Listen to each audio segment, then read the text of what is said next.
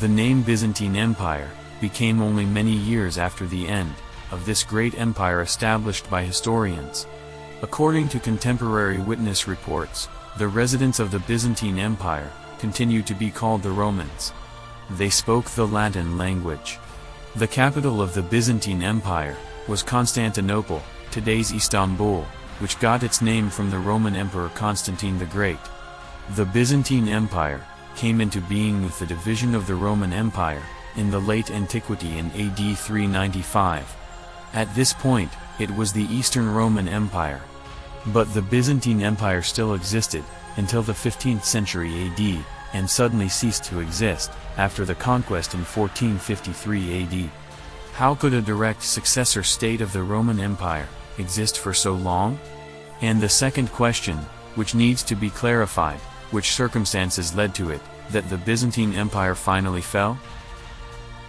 In this video, I tell you the story of the Byzantine Empire, which was the epitome of 1,000 years power and immeasurable wealth. Here we go.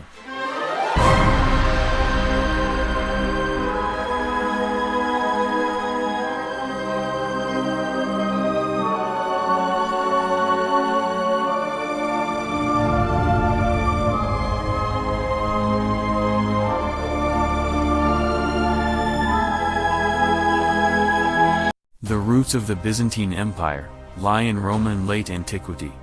The Byzantine Empire was not a re-establishment, rather it is the eastern half of the Roman Empire, which existed until 1453 AD, and which was finally divided in 395 AD. The direct continuation of the Roman Empire. The related question of when Byzantine history actually begins cannot be answered unequivocally, however. Some researchers refer to the reign of Emperor Constantine the Great, who reigned from 306 to 337 AD, while others refer to the period from the 7th century as the beginning of the Byzantine Empire.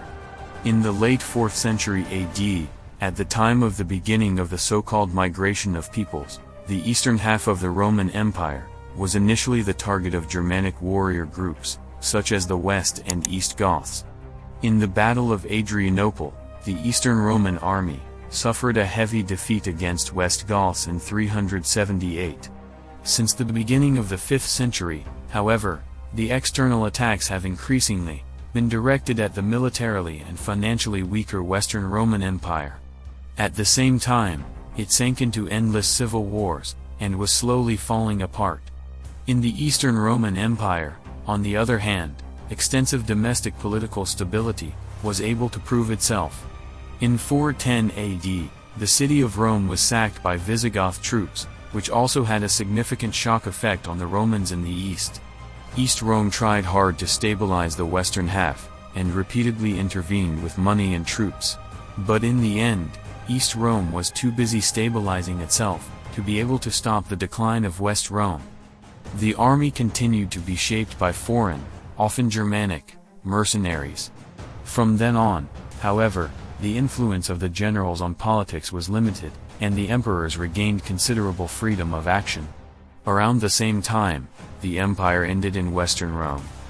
The powerless and last Western Roman emperor, Romulus Augustulus, was deposed in 476 AD by the military leader Odoacer. In the 6th century, under Emperor Justinian, who reigned from 527 to 565 AD, the two Eastern Roman generals Belisarius and Narses conquered large parts of the Western Roman provinces, like Italy, North Africa and southern Spain, and thus restored the Roman Empire, for a short time on a smaller scale. But the wars against the empires of the Vandals and Goths in the west, and against the mighty Sassanid Empire below in the east, as well as an outbreak of the plague that struck the entire Mediterranean world from 541 AD, significantly undermined the substance of the Eastern Roman Empire. During the reign of Justinian, who was the last emperor to have Latin as his mother tongue, Hagia Sophia was also built, for a long time the largest church in Christianity, and the last great building in antiquity. Justinian's long reign marks an important transition period from late antiquity to the Byzantine state, even if Justinian, as the last Roman emperor, was certainly still to be counted among antiquity. Under his successors, the importance and spread of the Latin language in the empire continued to decline. From the second half of the 6th century, empty state coffers and enemies emerging on all fronts again brought the empire into serious trouble. In the reign of Justinian's successor Justin II, who provoked a war with Persia in 572 AD, and suffered a defeat, East Rome seemed to be on the verge of doom, as the Avars and Slavs were also advancing into imperial territory in the Balkans. These processes were favored by a civil war between Emperor Phocas and his rival Heraclius. The latter was able to prevail in 610 AD, and after a hard struggle, also brought about the turning point in the war against the Persians. In several campaigns from 622 AD onwards, he invaded Persian territory, and defeated a Sassanid army at the end of 627 AD in the Battle of Nineveh. But the Eastern Roman triumph was short-lived. After the long and exhausting war against Persia, the empire had little to counter the military expansion of the Arabs, driven by their new Muslim faith, which began in the 630s. In the Battle of Jarmuk in 636 AD, the Eastern Romans lost to the Arabs the entire southeast of the empire, including Syria, Egypt and Palestine by 642 AD. 698 AD Africa was also lost with Carthage. In the course of the 7th century, Byzantium even temporarily lost naval control in the eastern Mediterranean as a result of Islamic expansion, and was also able to hold Asia Minor with difficulty, while Slavs and Bulgarians oppressed the empire in the Balkans.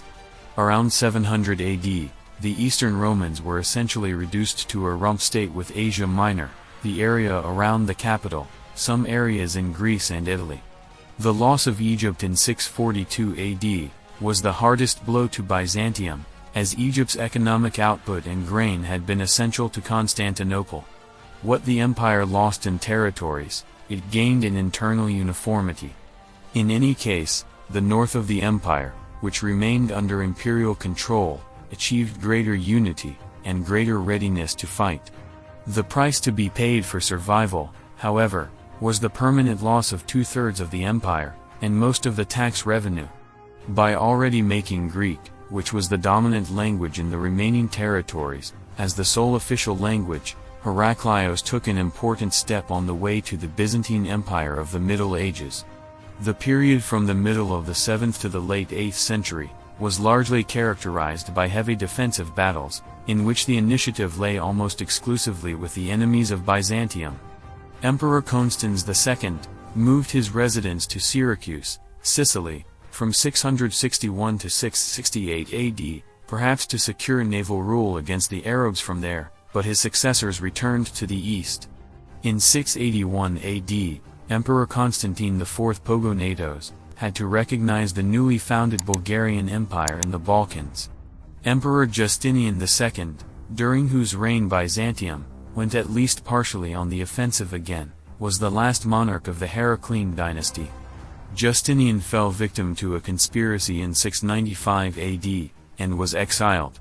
The most threatening siege of Constantinople by the Arabs took place in 717 to 718 AD. The capital was only able to hold on thanks to the skills of Emperor Leo III, the successful naval operations, and an extremely harsh winter that made it difficult for the Arabs. Although the defensive struggles against the Arabs continued, the existence of the Byzantine Empire was no longer seriously endangered by them. In the meantime, Byzantium was involved in heavy fighting with the Slavs in the Balkans. The Emperor Leo IV had to fight back several attempts to overthrow, and died after only 5 years of reign in 780 AD.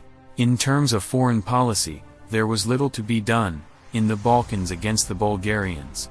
In 811 AD, a Byzantine army led by Emperor Nikephoros I was destroyed by the Bulgarian Khan, and Nikephoros fell in battle.